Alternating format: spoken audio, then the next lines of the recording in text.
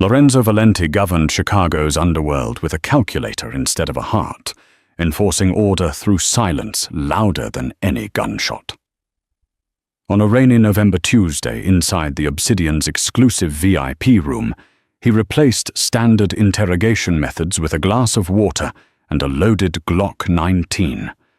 While his toughest henchmen sweated through their suits, Sarah, a 23-year-old waitress, did not just survive his loyalty test. She humiliated him with absolute, unnerving calm. That single moment of defiance sparked a brutal war that would bring the city to its knees. This is the true story of the waitress who didn't flinch. The Obsidian wasn't just a nightclub. It was a fortress wrapped in velvet and polished brass, sitting ominously on the edge of the Chicago River. To the public, it was where the city's elite came to burn money. To the Chicago Police Department, it was a black hole where evidence disappeared. And to Sarah Miller, it was just the only place in the city that paid enough in tips to cover her grandmother's dialysis bills. Sarah was 23, with hair the color of dried wheat and eyes that had seen too much for her age. She wasn't the type of girl who dreamed of being saved. She was the type who knew exactly where the fire exits were in every room she entered. She kept her head down, her apron clean, and her mouth shut. That was the golden rule at the Obsidian. See everything, say nothing. It was 11:45 p.m. on a Tuesday. The club was throbbing with a deep bass line, but the VIP section, a raised platform separated by soundproof glass, was dead silent. "Table 1 is yours tonight, Miller," the floor manager, a sweaty man named Greg, hissed as he shoved a tray into her hands. His hands were shaking. "Don't screw it up. Enzo is in a mood." Sarah felt a cold prickle at the base of her spine. She didn't need to ask who Enzo was. Lorenzo Enzo Valenti, the head of the Valenti crime family. He didn't come to the Obsidian to party. He came to conduct business that couldn't be discussed over phone lines. "I'll handle it," Sarah said, her voice steady, though her grip on the tray tightened. She pushed through the heavy oak doors into the VIP suite.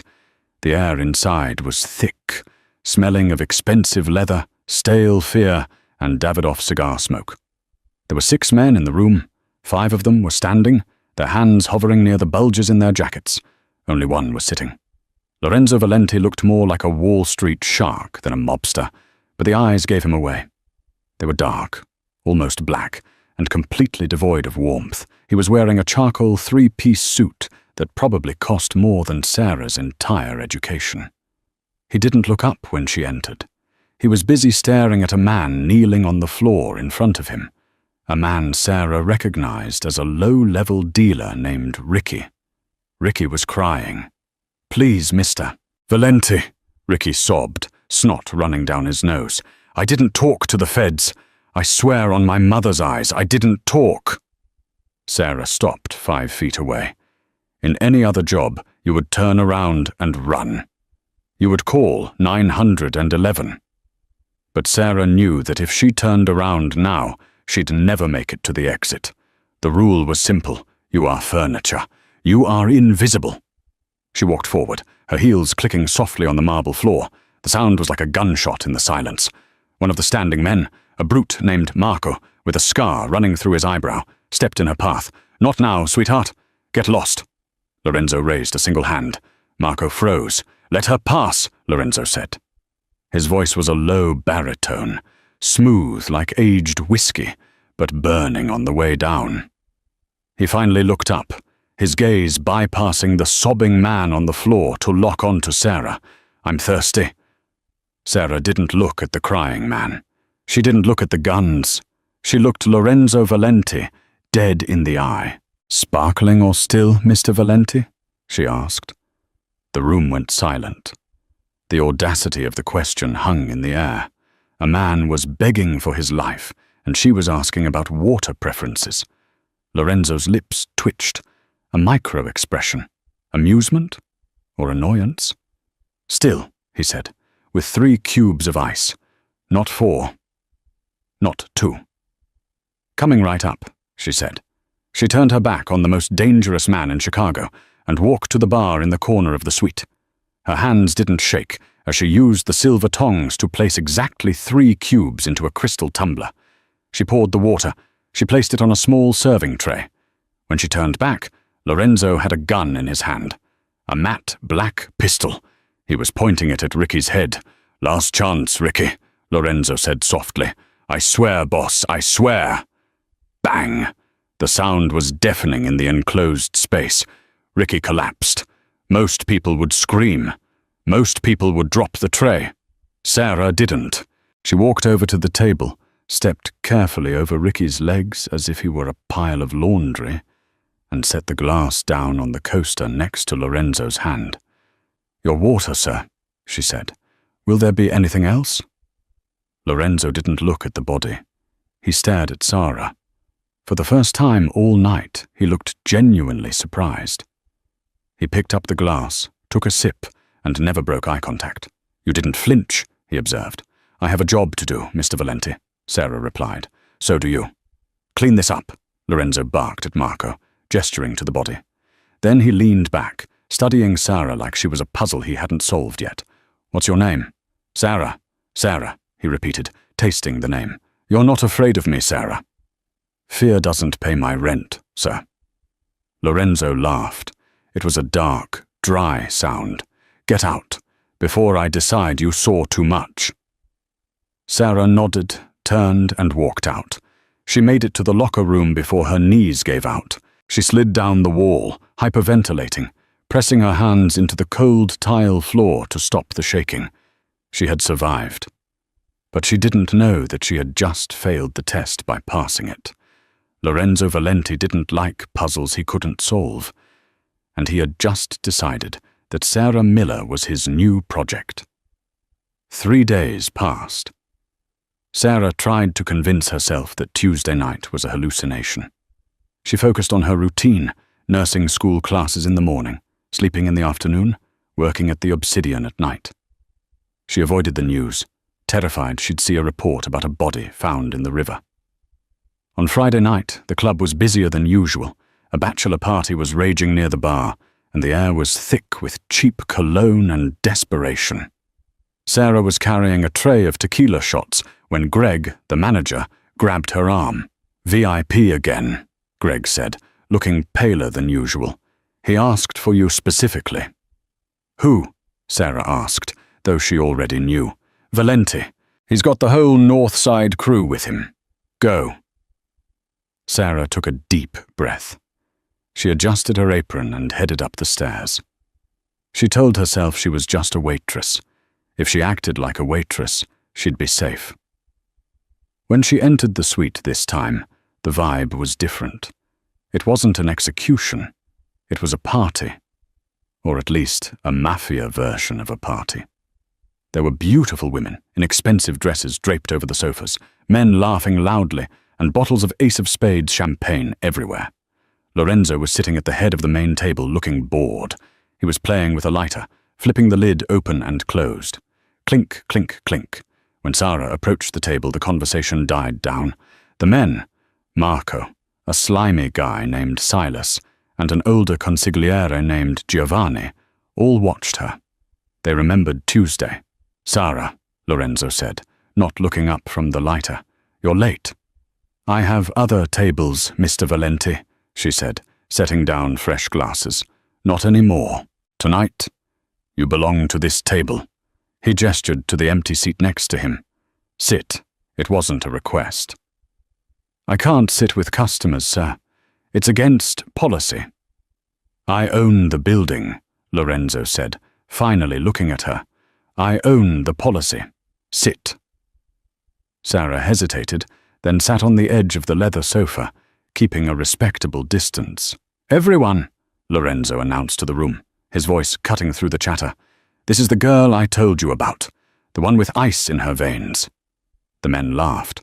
One of the women, a brunette with sharp eyes, glared at Sarah. "She looks like a stiff breeze would knock her over," Marco sneered. "Let's test that," Lorenzo said. He reached into his jacket and pulled out a heavy silver revolver. He opened the cylinder, emptied the bullets onto the glass table, and picked up a single round. He slid it back into the chamber and spun the cylinder. Whir, click, Russian roulette.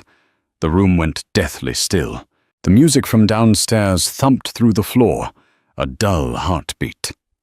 "Here is the game," Lorenzo said, sliding the gun across the table toward Sarah. It spun and stopped with the barrel pointing at her chest.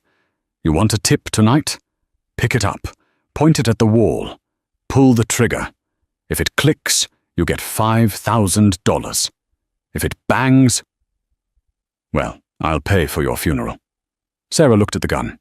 It was a test of obedience, or maybe a test of stupidity. "And if I refuse?" she asked quietly. "Then you walk out of here, and you never come back. You lose the job, and I make sure no one in Chicago hires you, not even a diner." Sarah thought about her grandmother. The dialysis treatments were $3,000 a month. She was 2 months behind. If she lost this job, her grandmother died. It was that simple. She looked at Lorenzo. He was watching her with that same intense curiosity. He wanted to see her break. He wanted to see her cry like Ricky. Sarah reached out and picked up the gun. It was heavy, cold steel. Her hand trembled slightly, then steadied. She didn't point it at the wall. She stood up, walked over to Lorenzo, and placed the muzzle of the gun against his forehead. The room exploded. "Don't move!" Marco screamed, leveling his own weapon at her.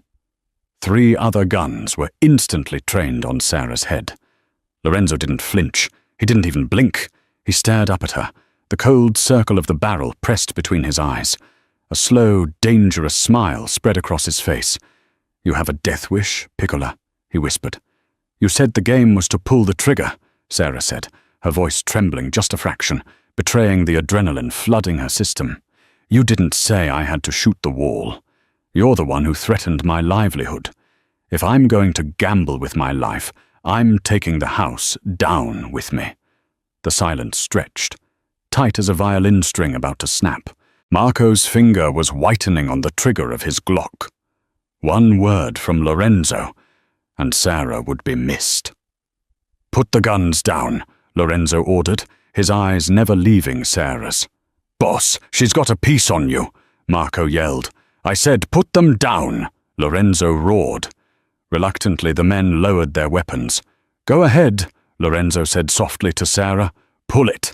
Let's see who Destiny likes more today. You or me?" Sarah's finger tightened on the trigger. She calculated the odds. 1 in 6. Click. The hammer fell on an empty chamber. Sarah exhaled, a ragged breath she hadn't realized she was holding. She lowered the gun and set it back on the table. "That's $5,000, she said. "Cash." Lorenzo stared at her for a long moment. Then he threw his head back and laughed, a genuine, loud laugh that shook his shoulders. He reached into his jacket, pulled out a thick stack of bills and tossed them onto the table. "Give her 10, Lorenzo said to Marco, "and get her a drink. She's not a waitress anymore." He looked at Sarah, his eyes shining with a dark, possessive light. "You passed," he said. "Now the real work begins." Sarah took the money. She knew she should run. She knew she had just walked into the lion's den and slapped the lion. But as she looked at Lorenzo Valenti, she realized something terrifying. She wasn't just scared, she was exhilarated, and Lorenzo knew it. The money sat on Sarah's kitchen table like a radioactive brick, $10,000 in used hundreds, wrapped in a rubber band. It was enough to pay for 3 months of her grandmother's dialysis, plus rent on their crumbling 2-bedroom apartment in Cicero, just outside the city limits. It was 4 a.m. Sarah hadn't slept. She was scrubbing her hands in the sink, the water scalding hot, scrubbing until her skin was raw and pink.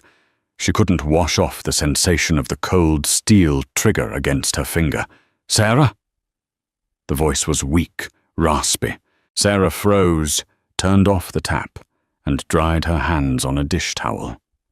She walked into the living room, which had been converted into a makeshift hospital room. A hospital bed took up most of the space, surrounded by whirring machines and tangles of plastic tubing. Grandma Rose was awake, her skin the color of old parchment. "I'm here, Gram," Sarah whispered, sitting on the edge of the bed. You smell like smoke, Rose murmured, her eyes clouded with cataracts. And expensive cologne. Trouble? No trouble, Sarah lied smoothly. Just extra shifts. Big tippers tonight. Rose gripped Sarah's hand with surprising strength. You have your father's hand, Sarah. Steady. Too steady. Be careful. The quiet ones, they're the ones the devil watches. Sarah stiffened. Her grandmother didn't know the half of it. The truth was, Sarah Miller didn't exist. Her birth name was Serafina Moretti, the estranged daughter of a freelance cleaner who used to scrub crime scenes for the highest bidder in the 90s. Her father hadn't taught her how to ride a bike. He had taught her which household chemicals removed blood from grout and how to spot a liar by the vein throbbing in their neck. He had been murdered when she was 12, a loose end tied up by an unknown employer. Sarah had spent the last decade hiding, pretending to be a nobody, but Lorenzo Valenti had seen through the mask. The next evening, Sarah didn't go to the Obsidian. She received a text message on her burner phone at 6 p.m., no number, just an address and a time, the Palmer House, Hilton, Penthouse Suite, 8 p.m. Wear the black dress. A box had been left at her doorstep. Inside was a black silk gown, sleek and backless, with a pair of Jimmy Choo heels that cost more than her car. Sarah debated running. She could pack the car, grab her grandmother, and drive until the gas ran out. But Lorenzo Valenti had resources. If she ran, he would hunt her. If she went, she might survive. She put on the dress. It fit perfectly, a terrifying detail that meant he had been watching her long enough to know her measurements. At 8 p.m. sharp, a black Lincoln Navigator idled outside her building. The driver was Marco, the scarred brute from the club. "Get in," Marco grunted, not opening the door for her. The ride to downtown Chicago was silent. Marco watched her in the rear-view mirror, his eyes filled with suspicion. He knew she had held a gun to his boss's head, and he couldn't understand why she was still breathing. When they arrived at the Palmer House, Marco escorted her through the service elevator, bypassing the lobby. They went straight to the top. The penthouse was a sprawling masterpiece of gold leaf and velvet. Lorenzo was standing by the window, looking out at the city lights. He held a glass of scotch in one hand and a dossier in the other. "Serafina," he said, without turning around.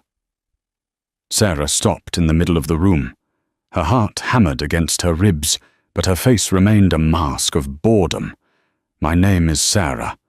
Your name is whatever I say it is." Lorenzo turned. He dropped the dossier on the coffee table. It fanned open. Photos of her father. Photos of the crime scene where he died. Photos of Sarah, at 12 years old, covered in dust. "Your father was Arthur the janitor Moretti," Lorenzo said, walking toward her. "The best cleaner in the Midwest. He could make a massacre look like a tea party. Legend has it. He taught his little girl the trade." "He taught me how to survive," Sarah said, cold why. "Something you seem determined to make difficult." "I don't want you to clean for me, Sarah." Lorenzo stopped inches from her. The scent of sandalwood and danger radiated off him. "I have men for that. I have Marco." "Then what do you want?" "I want your eyes." Lorenzo circled her. "You walked into a room with a dead body and a man with a gun, and you noticed that I wanted 3 ice cubes. You noticed the details while everyone else was focused on the blood. That is a rare talent. In my world, people panic. They miss things. You don't." He stopped in front of her again, his dark eyes boring into hers. "I have a meeting tonight, a negotiation with the Kovac syndicate. The Russians, they are unpredictable. I need someone who isn't one of my soldiers, someone they won't look at twice, a pretty girl on my arm. You want me to be a prop? I want you to be a spy," Lorenzo corrected. "I want you to watch their hands, watch their eyes, watch the exits. If you see something wrong, you tell me. If you save my life, I clear your grandmother's medical debt. Permanently. I'll move her to a private clinic in Switzerland if I have to." Sarah's breath caught. It was the one offer she couldn't refuse. "And if I die?" "Then I'll pay for a very nice headstone," Lorenzo smirked. He held out his arm. "Shall we?" Sarah looked at his arm, then at the dossier on the table. She was stepping off a cliff, and she knew it. But for the first time in her life, she felt like she was stepping toward her destiny rather than running from it. She took his arm. 3 ice cubes, Mr. Valenti. Don't forget. The venue was the Art Institute of Chicago, rented out for a private charity gala that was essentially a summit for the city's criminal underground. The cover story was a fundraiser for orphanages, which was ironic, considering how many orphans the men in this room had created. The air was filled with the sound of a string quartet playing Vivaldi and the clink of champagne flutes. But underneath the civility, the tension was thick enough to choke on. The room was divided. On the left, the Italian families, led by the Valentis. On the right, the Kovac Syndicate, a brutal Russian organization that had been encroaching on the South Side heroin trade. Lorenzo moved through the crowd like a shark in a koi pond. He smiled, shook hands, and exchanged pleasantries, but his left hand never left the small of Sarah's back. It felt less like an embrace, and more like he was steering a weapon. "Smile," he whispered in her ear. "You look like you're at a funeral." "Maybe I am," Sarah muttered, scanning the room. She went into work mode. It was a state of mind her father had taught her. Detach, observe, catalogue. She ignored the diamonds and the silk ties. She looked for the bulges under jackets. She looked for the exits. She looked for the staff. "That's Nikolai Kovac," Lorenzo said quietly, nodding toward a massive man near the sculpture exhibit. Nikolai looked like a bear shaved into a tuxedo. He had a thick neck, hands the size of shovels, and a smile that didn't reach his pale blue eyes. He was surrounded by 4 bodyguards who looked like they were carved out of granite. "Lorenzo!" Nikolai boomed, his voice carrying over the music. He opened his arms wide. "My friend, you bring beauty to the beast's den, yes?" Lorenzo stepped forward, pulling Sarah with him. "Nikolai, this is Sarah." Nikolai grabbed Sarah's hand and kissed it. His lips were wet and cold. "Charmed. You're very brave, little flower, to be with this wolf." "I like wolves," Sarah said, pulling her hand back slowly. "They're loyal." Nikolai laughed, but his eyes narrowed. "Loyalty is expensive, darling. Sometimes too expensive." The 2 bosses moved to a private table near the balcony, ostensibly to discuss territory boundaries. Sarah sat next to Lorenzo, sipping a glass of water. No ice this time. As the men spoke in coded metaphors about distribution channels and shipping lanes, Sarah let her gaze drift. She scanned the room.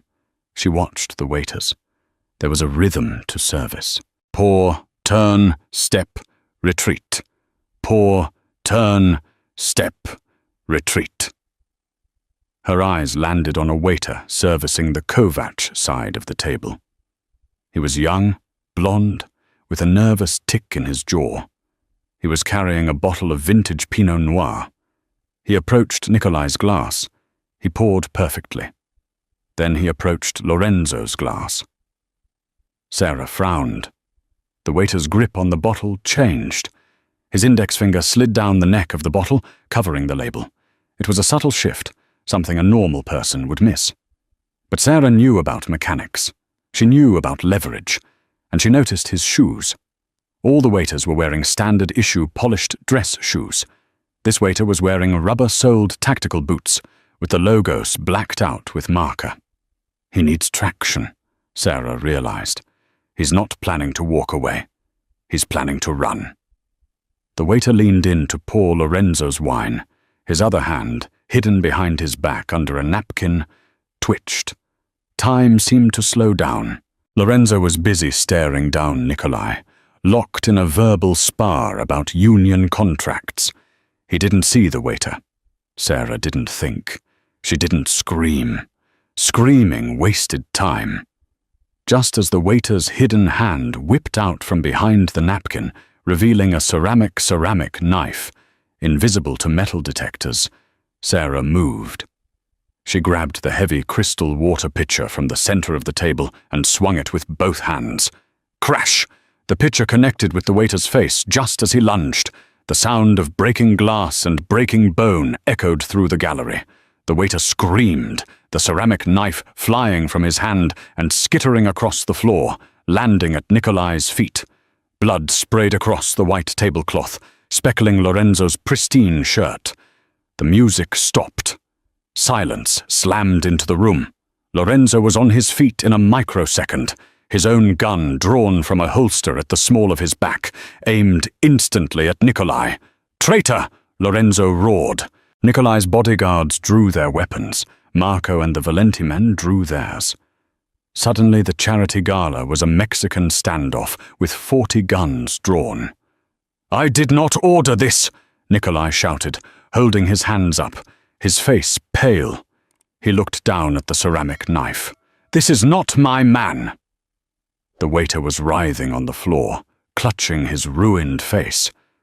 Sarah stood over him, breathing hard, a shard of the glass pitcher still clutched in her hand like a dagger. Lorenzo looked at the waiter, then at the knife, and finally at Sarah.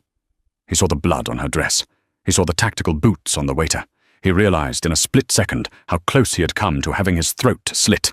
"Stand down!" Lorenzo barked to his men, though he didn't lower his gun. "Check the waiter." Marco rushed forward, kicking the waiter in the ribs to flip him over. He ripped the waiter's shirt open. There, tattooed on the waiter's chest, was not the symbol of the Kovac syndicate, and not the Valenti crest. It was a black serpent eating its own tail. A collective gasp went through the older men in the room. "Ouroboros," Nikolai whispered, looking genuinely terrified. "The third faction." Lorenzo's face went hard as stone. This wasn't a turf war anymore. This was an invasion by a ghost enemy that wasn't supposed to exist. He lowered his gun slowly, his eyes locking onto Sarah. She was shaking now, the adrenaline fading, leaving the cold reality of violence in its wake. Lorenzo walked over to her. He didn't check the waiter. He didn't yell at Nikolai. He took his tuxedo jacket off and draped it over Sarah's shoulders, covering the bloodstains on her dress. "You missed a spot," Sarah whispered, pointing to a speck of blood on his cheek. Lorenzo reached out, his thumb brushing her jawline, wiping away a stray droplet of water. "You saved the king," Lorenzo said, his voice low enough that only she could hear. "That makes you a queen, Sarah. And queens, they never get to leave the board." He turned to the room, his arm wrapping around her waist, pulling her flush against him. "This meeting is over," Lorenzo announced. "We have a war to plan." As they walked out of the Art Institute, flanked by a wall of armed men, Sarah looked back. Nikolai was staring at her, not with hatred, but with calculation. She had just exposed a new enemy, saved the most powerful man in Chicago, and proven herself to be more dangerous than any soldier in the room. The test was over. The game had just begun. The drive from the Art Institute was a blur of rain and sirens. Lorenzo didn't take Sarah back to her apartment in Cicero. He didn't take her to the Obsidian.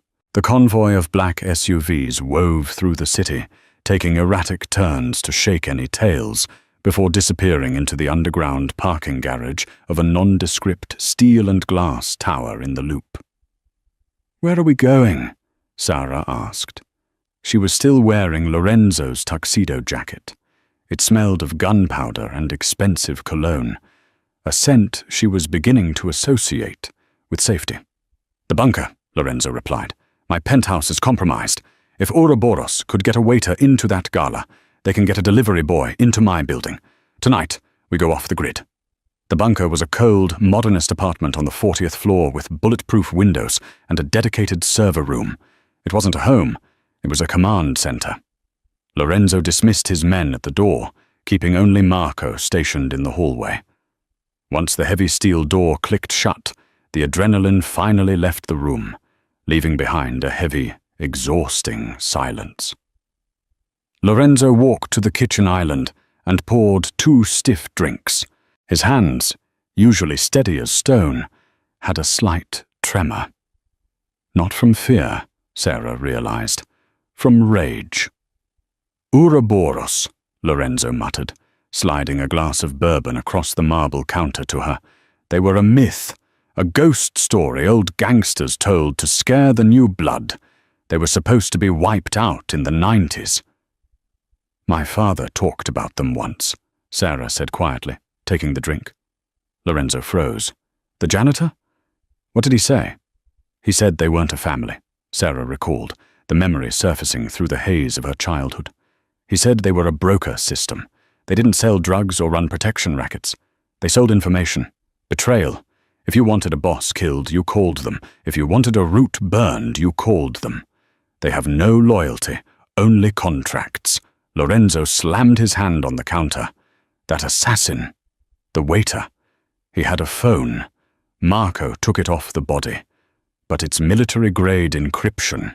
Biometric lock. Sarah set her drink down. Give it to me. Lorenzo looked at her. Sarah, this isn't pouring drinks. This is digital forensics. I told you, I have a life outside the club, she said, her voice even. I know Python.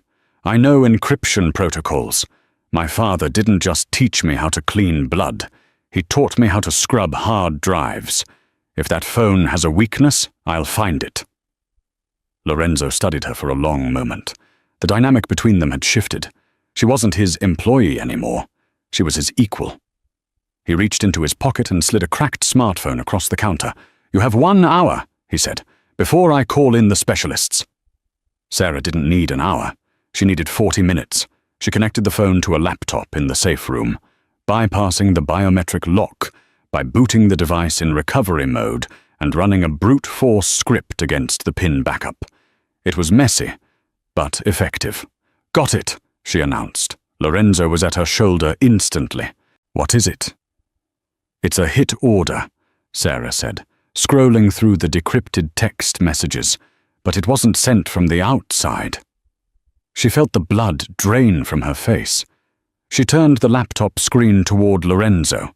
The message on the assassin's phone read, Target, Lorenzo Valenti. Location, Art Institute. Payment, transferred. Sender, redacted. That's standard, Lorenzo said, frowning. Look at the timestamp, Sarah pointed. The order was sent at 7:45 p.m., 10 minutes after we arrived at the gala. And look at the attachment. It was a photo of Lorenzo and Sarah entering the building, taken from inside the venue. The call is coming from inside the house, Sarah whispered. Someone in your inner circle sent the signal. They confirmed your location. They marked you. Lorenzo's face went dark. A terrifying transformation took place. The sophisticated businessman vanished, replaced by the predator who ruled Chicago. Who knew we were going to the gala? He asked, his voice barely a whisper. Me, Sarah listed. Marco. And Giovanni, Lorenzo finished. Giovanni, the consigliere, the old man who had served Lorenzo's father, the man who had raised Lorenzo after his parents died. It was unthinkable. It was impossible. And yet the data didn't lie. Lorenzo pulled out his own phone. He dialed a number. Giovanni, Lorenzo said, his voice cheerful, masking the fury beneath. The gala was a disaster. I need you. Meet me at the warehouse in District 4, alone. We need to plan a counterstrike. He hung up and looked at Sarah. You're staying here, he ordered. No, Sarah stood up. I found the rat. I'm coming with you to set the trap. It's too dangerous. You said I passed the test, Sarah challenged him, stepping close, her eyes blazing. You said I was a queen on the board. You don't leave the queen in the box when the game gets hard. Lorenzo looked at her, really looked at her, and saw the fire that matched his own. He reached out, his hand cupping the back of her neck, his thumb brushing her pulse point. The tension in the room spiked, electric and dangerous. If you come, he whispered, there is no going back to the diner, Sarah. After tonight, you are Valenti blood. You are mine. Sarah didn't flinch. I was never really a waitress, Lorenzo. He kissed her. It wasn't soft. It was a seal of a dark pact. Get your coat, he said, pulling away. We have a traitor to kill. The warehouse in District 4 was a rusting hulk of iron and corrugated steel, a relic of Chicago's industrial past. Rain hammered against the metal roof, creating a deafening drumbeat that masked the sound of footsteps. Lorenzo and Sara waited in the shadows of the catwalk, 20 feet above the ground floor. Marco and 4 trusted soldiers were hidden behind crates below. At 2 a.m., a lone car pulled into the bay. The headlights cut through the gloom, illuminating the dust motes dancing in the air. Giovanni stepped out. He was an elderly man, using a cane, dressed in an impeccably tailored beige overcoat. He looked like a grandfather, harmless and frail. He walked to the center of the warehouse. "Lorenzo," he called out. "I'm here." Lorenzo stepped out onto the catwalk, looking down like a vengeful god. "Hello, Uncle," Lorenzo's voice echoed. Giovanni looked up, squinting. "Why are we up there? Come down, Enzo. We have business." "We do," Lorenzo called back. "I want to talk about the Art Institute. I want to talk about how the assassin knew exactly where I was standing." Giovanni paused. He leaned on his cane. "We have leaks, Enzo. I told you this. The organization is porous. The leak isn't porous, Giovanni. It's a flood, and it's coming from your phone." Lorenzo signaled Marco. Below, the soldiers emerged from the shadows, guns trained on the old man. Giovanni didn't panic. He didn't beg. He simply sighed, a sound of deep disappointment. He straightened up, and suddenly, the frailty vanished. He tossed the cane aside. He didn't need it. "I told your father you were too sentimental," Giovanni said, his voice changing, losing its warmth. "You think loyalty is a currency. It's not. It's a shackle." "Why?" Lorenzo asked, the pain audible in his voice. "You raised me."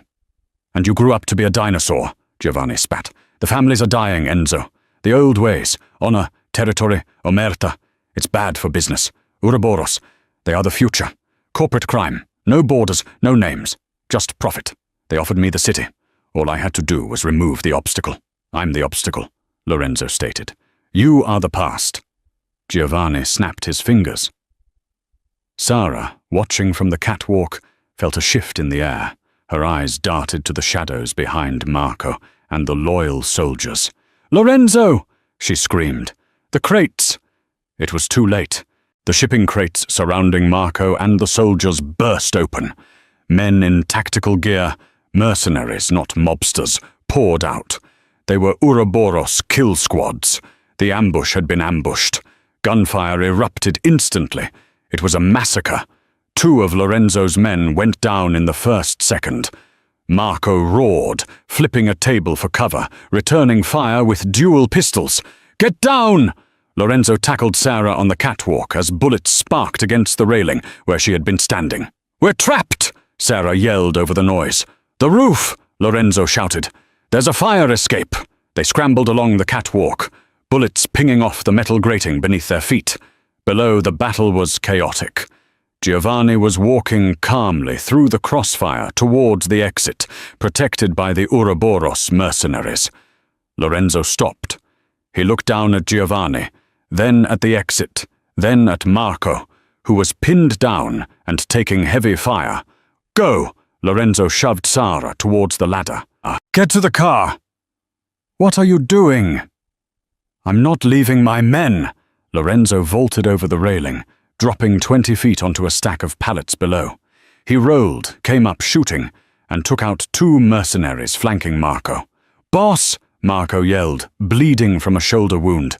"Get out of here!" "Not without you!" Lorenzo roared, firing his Glock until it clicked empty, then reloading with a speed that blurred the eye. Sara stood at the top of the ladder. Logic told her to run. The calm waitress would run. But Serafina Moretti... She didn't run. She saw Giovanni reaching the bay door. He was getting away. If he escaped, the war would never end. Sara looked around. She saw the control panel for the overhead crane.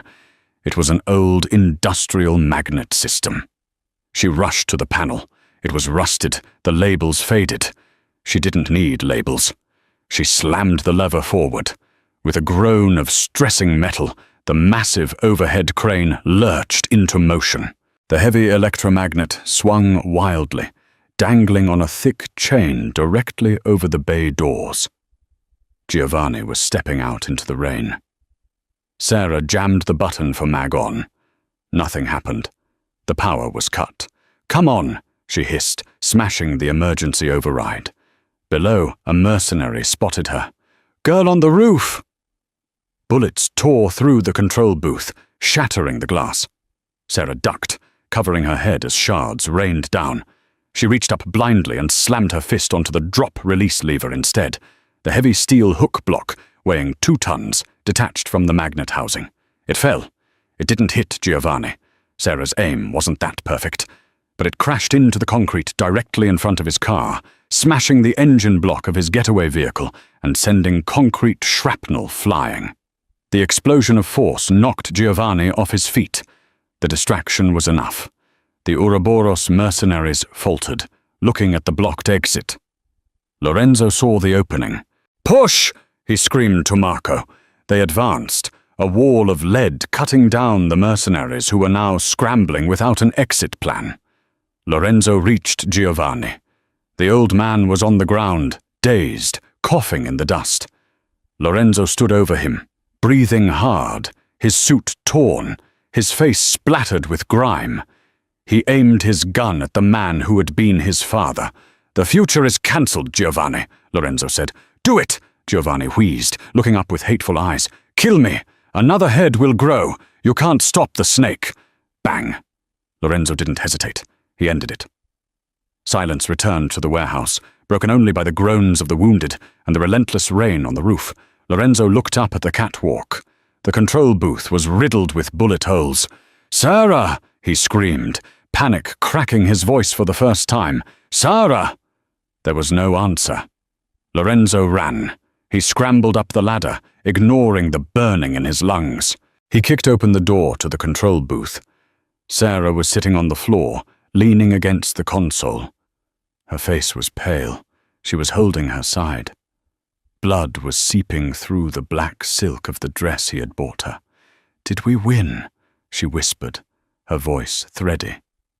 Lorenzo fell to his knees beside her, his hands hovering over the wound, terrified to touch her, terrified to hurt her more. "We won," he choked out. "We won, Piccola. Stay with me. Marco, get the car. Now!" Sarah smiled, a faint, weak thing. I guess I finally flinched." Her eyes rolled back and she slumped against his chest. Lorenzo Valenti, the man who never felt anything, let out a scream that tore through the warehouse, a sound of pure, unadulterated terror. He scooped her up in his arms, holding her like she was the only thing in the world that mattered. He had won the battle, but he was about to find out that the war for her life was the only fight that counted.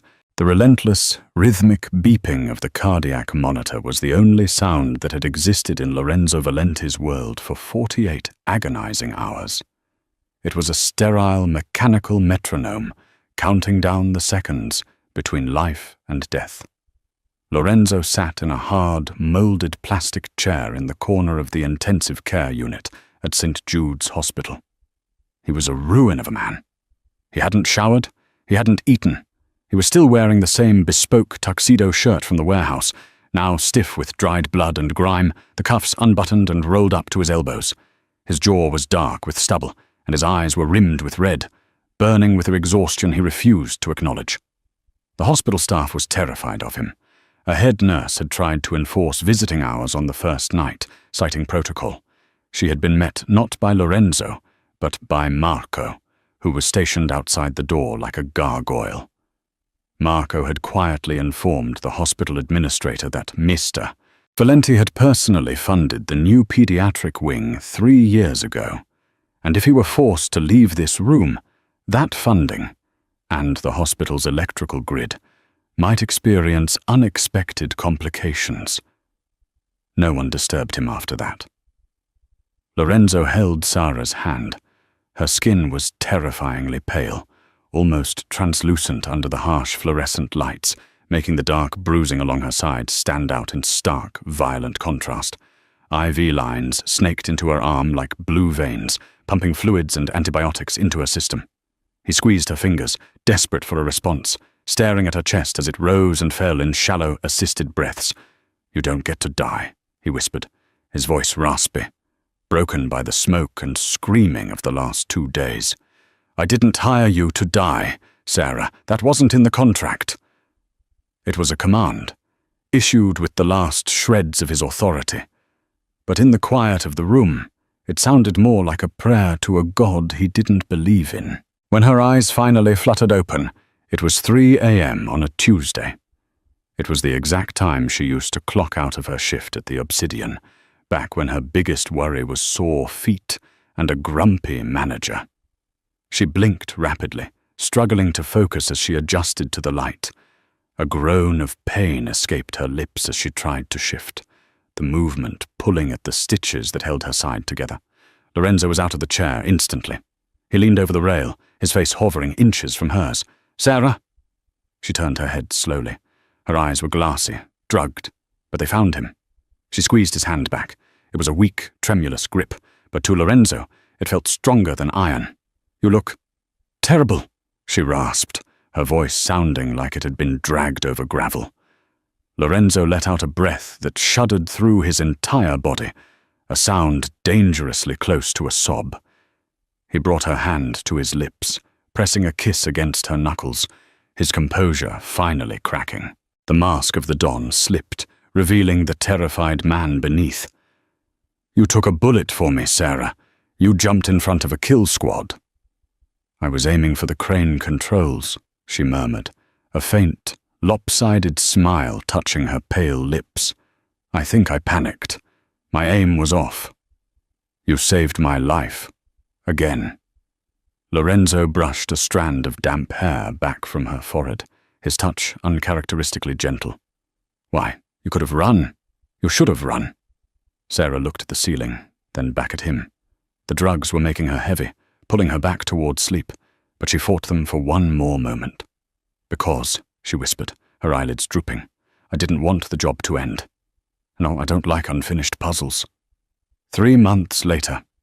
The Chicago skyline was draped in winter mist, but the lights of the city burned brighter than ever. The Obsidian was gone, the sign had been taken down, the velvet ropes removed. In its place, a new establishment had risen from the ashes of the old regime. The sign above the heavy steel doors simply read, "The Vault." It was more exclusive, more secure, and impossible to get into unless you were vetted, scanned, and on the list. It wasn't just a nightclub anymore. It was a fortress of commerce and influence.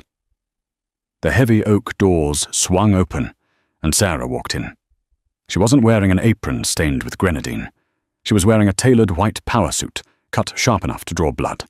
Her hair, once tied back in a messy bun, was now a sleek, sharp bob that framed her face.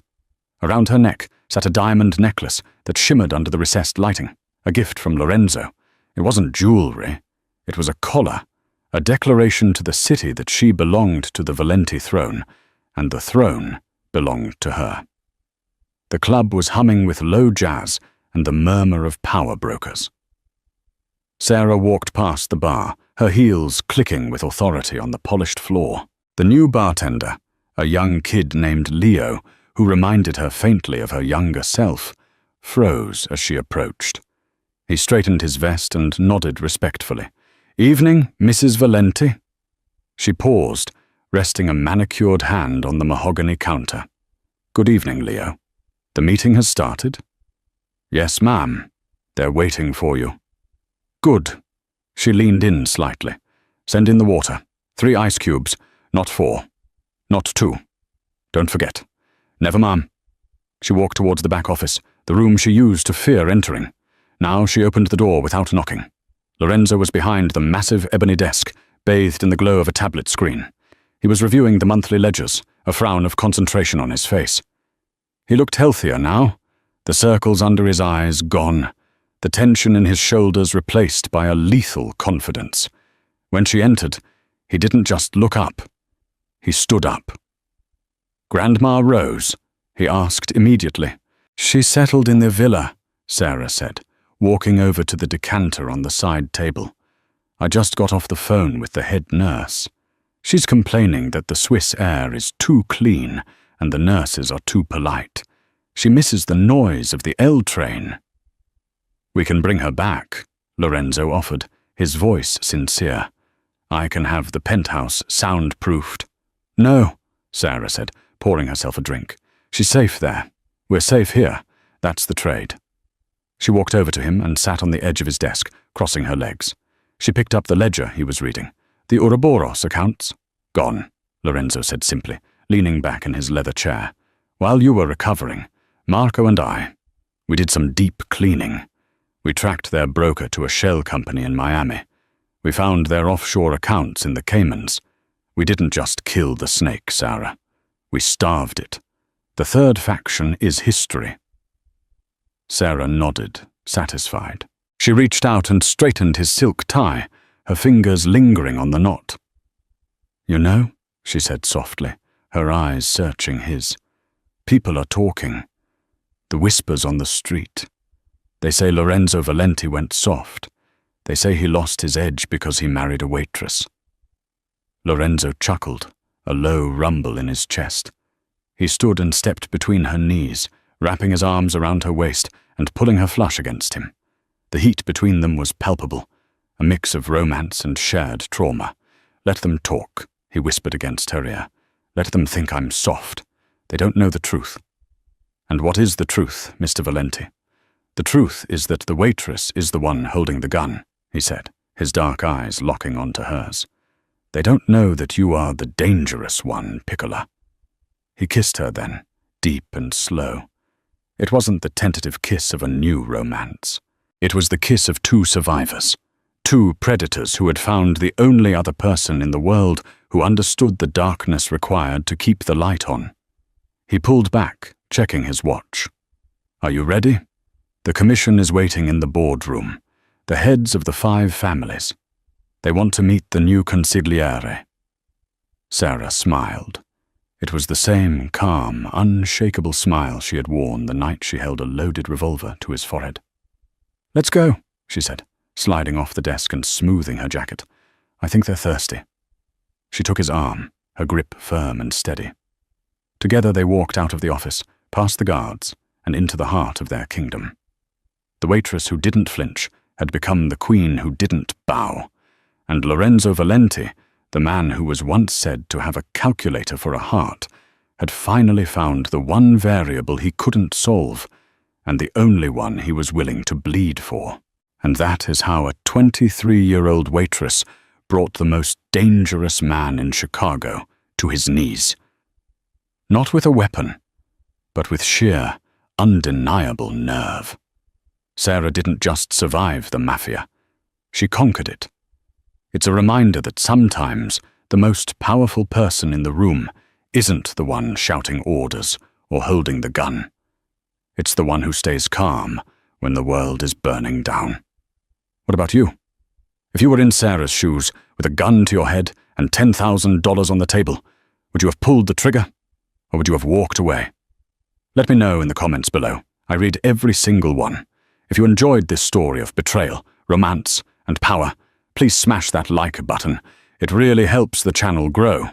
And if you want more stories like this, hit subscribe and ring the notification bell so you never miss an upload. Thanks for watching, and I'll see you in the next story.